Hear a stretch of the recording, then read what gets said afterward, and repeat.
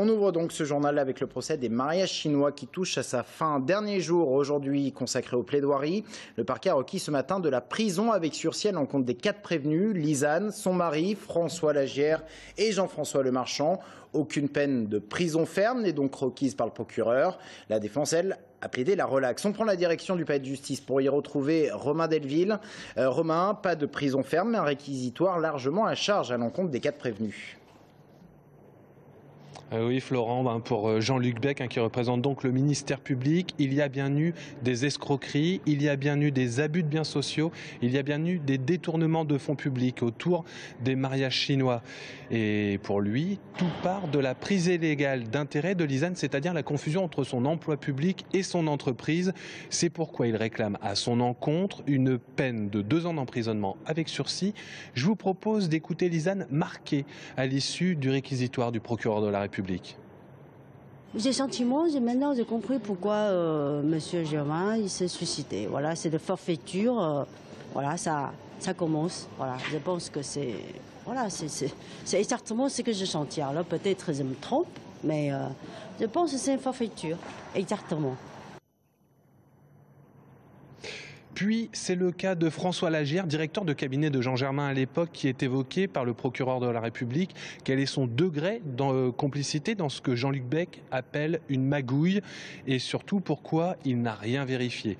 Selon le procureur, c'est parce qu'il connaissait la relation entre Jean Germain et Lisanne, une version niée par l'avocate de François Lagière qui réclame la relaxe, comme tous ses confrères d'ailleurs.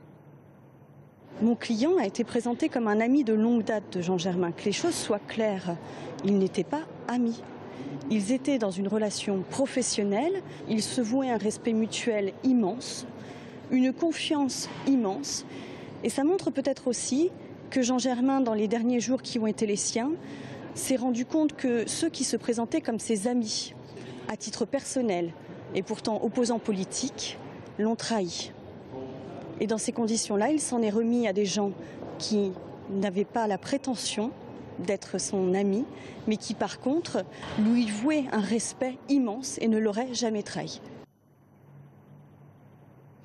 Des obligés, des courtisans, des jaloux, voilà comment Jean-Luc Bec a qualifié les personnalités de Jean-François Lemarchand et François Lagière qui ne pouvaient rien refuser à Jean Germain et surtout pas la présence de Lisanne à ses côtés. Quant à l'ancien maire de Tours, le procureur de la République considère qu'il est le personnage central de cette affaire, qu'il a toujours évité la justice jusqu'à son geste fatal du 7 avril. Pour le mobile, il n'en voit qu'un, la passion. Romain Delville avec Loïc Argély. Merci beaucoup. À 18h50, Maître Chotan, l'avocat de Lisanne, est en train de plaider. La décision devrait être mise en délibéré. Bonsoir Marc Morin. Bonsoir. Avocat et en l'occurrence consultant judiciaire pour TV Tours.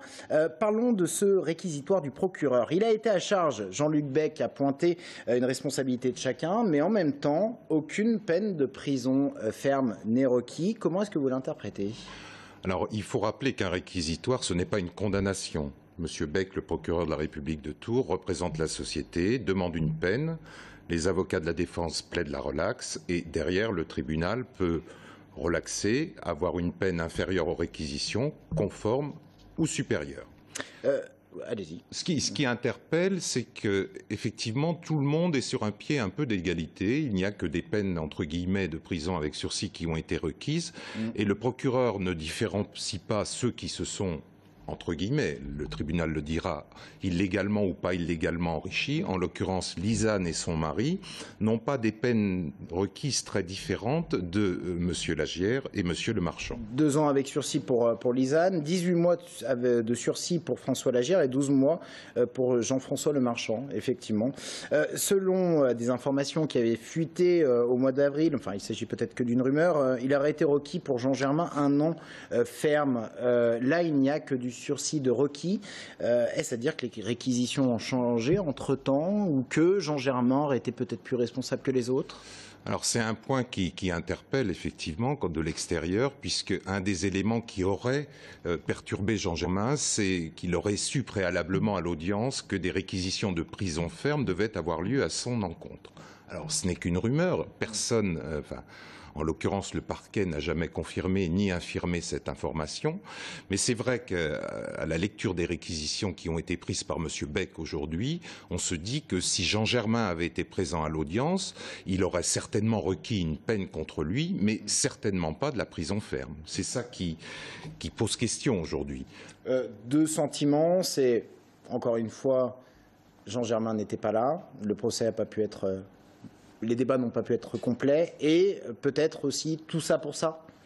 Tout ça pour ça, et puis il reste une question quand même qui taraude un peu la justice, c'est de savoir où est l'argent, parce qu'il y a quand même des sommes relativement importantes qui ont disparu, et ça, la justice n'a pas réussi à remonter le fil. Monsieur le procureur Beck a indiqué qu'il y a tout lieu de penser que les sommes sont assez loin, peut-être en Asie. 000 €. Voilà. Eh bien, on suivra bien sûr donc la décision qui doit être normalement mise en délibéré. Merci beaucoup Marc Morin d'être venu nous apporter votre éclairage sur ce plateau.